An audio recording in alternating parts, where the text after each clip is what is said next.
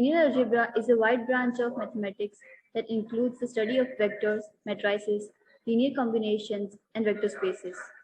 With the advancement in the field of linear algebra, it has found its application in various aspects. Apart from the elimination method, any system consisting of linear equations can be solved using matrices. This concept is applicable in balancing chemical equations. According to Britannica, chemical reaction is a process in which one or more substances, the reactants, are converted to one or more different substances, the products. Balancing chemical reactions is one of the most basic and important concepts of chemistry. Every process around us involves chemical reactions of various complexities, starting from respiration, digestion, or cooking of food, all involve chemical reactions. These reactions are carried out with compounds made up of various elements. While some of these may be easy to balance manually, or others can be quite complicated, but in the end, this is just a simple linear equation and can be solved through that process with ease. The project aims to automate and simplify the process of balancing chemical reactions through the learnings of linear algebra. So every system in the nature has the tendency to conserve matter, which means that matter may transform from one form to another, but at a given time, the total mass remains constant. Since the chemical reaction is also a system which involves the interaction between reactants, it is bound to abide by law of conservation of matter. The amount of elements of compounds present in reagents should recover the number of atoms of this element in the products in chemical equations. So this gives rise to the concept of balancing chemical reaction. So here, me and my groupmate Twinkle will help you understand how to solve the chemical equation using matrices. So first step, we will note down the chemical equation. For example, here we have taken C2H5OH plus O2, which gives CO2 plus H2O. Then we will list down the elements that are used in the equation. Here, the elements that are used are carbon, hydrogen, and oxygen. In the third step, we will represent this equation in the matrix form. Next. Now that we'll assume that the equation is balanced and we'll name the balance variables as x1, x2, x3, and x4. Now we'll write down the whole equation in the form of column vectors. So for example, the first term is having 2 carbons, 6 hydrogen, and 1 oxygen. So we'll write it in the form of a column vector.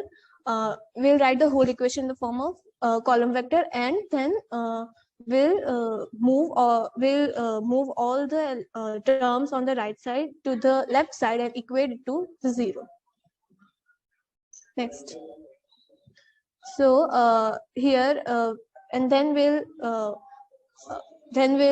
format in the we'll write the column vectors in the form of augmented matrix as represented in the picture. So yeah, next.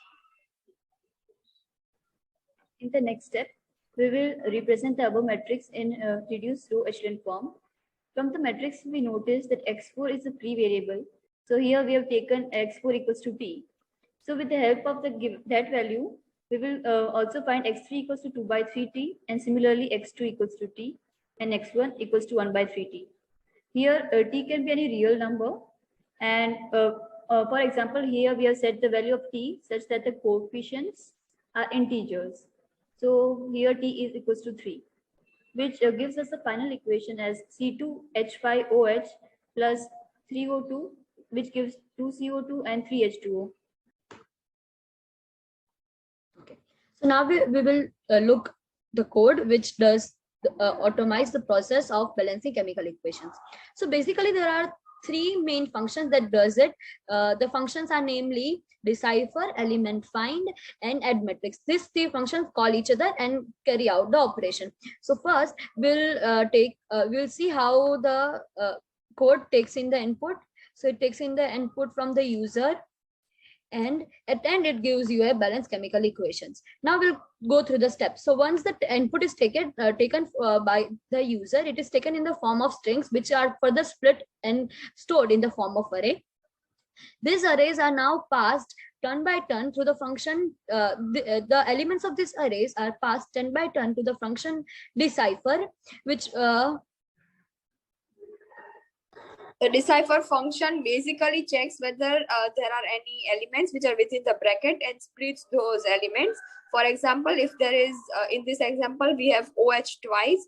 So it will split Mg and OH twice and find the multiplier of O and H, which is 2. The function then calls another function, which is add element function. Yes. So this element find function, what it basically does is, it again sees if there is for example, we have 2 MgOH twice. So it again separates each individual element such as Mg, O and H, and then finds the count of the each of the elements. The count is the number of elements present in that particular compound. Then it calls another function which is known as the add matrix function. The add matrix functions forms 2 arrays. First one is the element list, in which each and every element in the equation is appended, and another is a matrix element array, which forms a matrix of the coefficients of the corresponding elements. Then we take the transpose of this matrix, which will give us the augmented matrix. Yes. After the transpose of this matrix is given, we take the null space of the null space of the obtained matrix, and this is essentially the solution of the equations. But this may be in the form of fractions. So to avoid fractional number of elements, what we do is take the LCM of all the elements and then multiply it by it, so that we get the coefficients in the form of whole numbers. And this is how it all works. Thank you.